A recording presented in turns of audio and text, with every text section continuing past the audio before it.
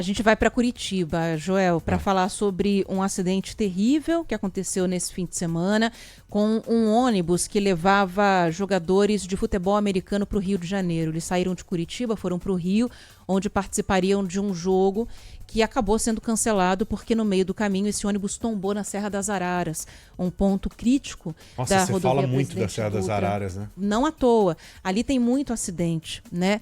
E a principal hipótese que está sendo levantada para esse acidente, Joel, é a perda de freio do ônibus.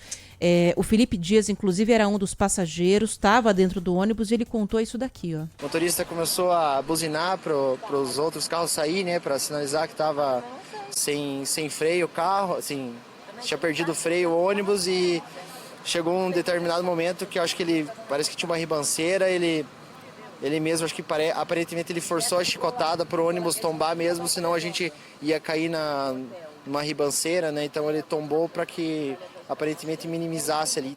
Então, só que nessa, 3 pessoas morreram, 8 ficaram feridas, algumas com gravidade. E agora, nessa segunda-feira, acontece o velório de 2 dessas vítimas em Curitiba, né? Atletas do Curitiba Crocodiles, esse era o nome dessa equipe. Vamos para lá, a Brenda Nievirovski, que é quem está aqui com a gente, para trazer as atualizações a respeito desse acidente. Brenda, bem-vinda, boa tarde. Oi, Brenda, boa tarde. Boa tarde, Ana Paula, Joel e a todos que nos acompanham. Exatamente, foi na manhã de hoje o velório e na manhã de hoje foram sepultados aqui no Paraná os corpos de 2 atletas do Curitiba Crocodiles que morreram no acidente com o ônibus que levava a equipe. A terceira vítima teve seu velório em Goiânia. Lucas Barros, de 20 anos, Lucas Pinguim Padilha, de 38 e Daniel Santos, de 44, não resistiram depois do veículo tombar, como vocês falaram, na Serra das Araras, no estado do Rio de Janeiro. Isso aconteceu no último sábado. A equipe curitibana estava seguindo para a capital Fluminense para um jogo de futebol americano. O velório dos 2 atletas Pinguim e Daniel, que eram torcedores do Coxa, foi no Couto Pereira, que também é o palco dos jogos históricos dos Crocodiles. Já o Lucas Barros foi velado na sua cidade natal de Goiânia. Agora, esse acidente está sendo investigado pela polícia. Valeu, obrigada aqui a Brenda. E é um acidente que vai levar em consideração, Joel, a perícia que tem que ser feita ali nesse ônibus, né, para confirmarem se de fato foi o freio ou não que trouxe problemas. E aí tem 2 coisas que é importante a gente destacar nesse acidente que a gente vive falando aqui. A Serra das Araras está em obra, né? Estão fazendo ali uma nova pista que vai ficar mais larga, menos sinuosa, para tentar diminuir esses acidentes. Não me lembro de ter visto no projeto uma área de escape.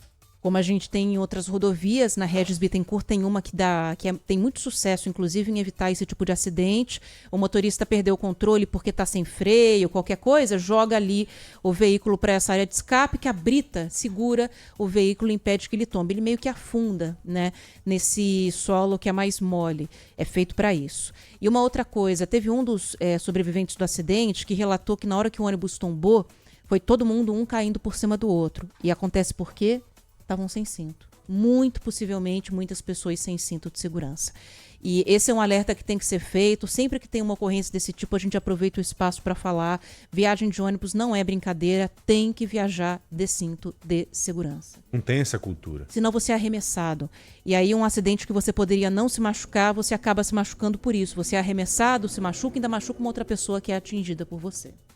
Cultura do cinto no ônibus, infelizmente, não é algo praticado. Percebe isso no dia a dia. Infelizmente. Então é complicado, fica aqui os nossos sentimentos e a gente espera aí ver o que vai sair de conclusão desse acidente. Aliás, o fim de semana teve muitos, João. Nossa Senhora, muita coisa. Teve um acidente feio com BRT no Rio de Janeiro também. O motorista, não se sabe se ele estava cansado e dormiu ou se ele apagou porque teve algum problema de saúde. Bateu com força numa pilastra ali perto da rodoviária no Rio, no centro do Rio, na zona portuária. Nesse acidente ninguém morreu, mas teve feridos mais graves. Em Brasília, o motorista de um caminhão que perdeu o controle numa BR e atravessou a rodovia, pegou uma pedestre, uma senhora, matou a pessoa na hora, enfim.